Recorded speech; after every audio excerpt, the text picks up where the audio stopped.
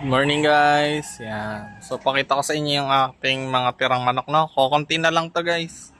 Kokonti na lang ng mga manok natin.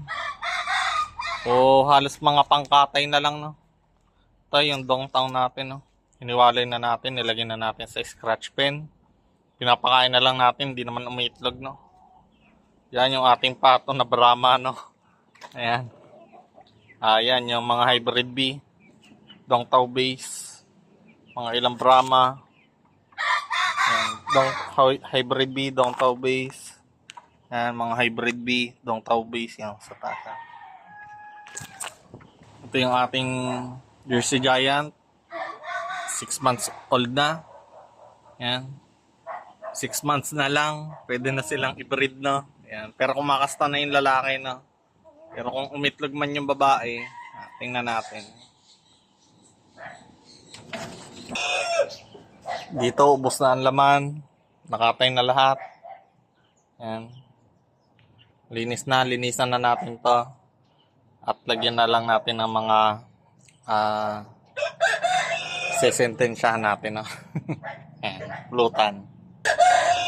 Ang mga sisiyo ko dito, nasa 50 peraso na lang yan. Ito, yan. Ang nasa kabila, nasa 1 month old. Mga Brahma, Hybrid bee, Rhode Island Red. Yan. Ito yung breeder natin ng Brahma. Dark Brahma natin. Dark blue. At saka lavender, no? Yan. For release na din yan. Ito ang ating mga Brahma, no? Lalaki na yan. Itong nasa 4 months at saka 5 months old. Nasa ang lalaki na. Halos kasing laki na niya yung yung breeder size. Laki na. Halos kasing taas na niya yung scratch pen, no? Yan. So 7 lalaki ito at saka isang babae lang. Tapos doon sa kabila, yun. Andun yung isang malaki, no? Yan. Ito yung isang malaki natin. 5 months old. Ganda. Yung 4 na piraso din na yung isa. Wala.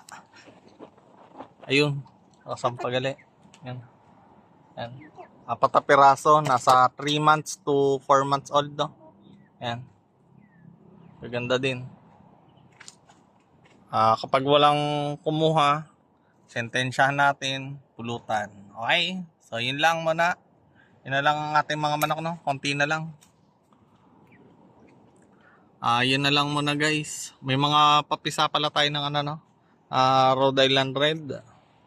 May mga kumuha na ng 10 piraso, 5 piraso, 2 piraso, ganyan, no? So, may mga 30 pieces pa siguro, no? Kung mapisa lahat.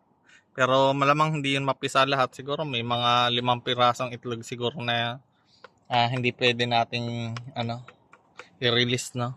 Kasi hindi mapipisa. Yan. So, yun lang muna mga ka-technique. Bye-bye.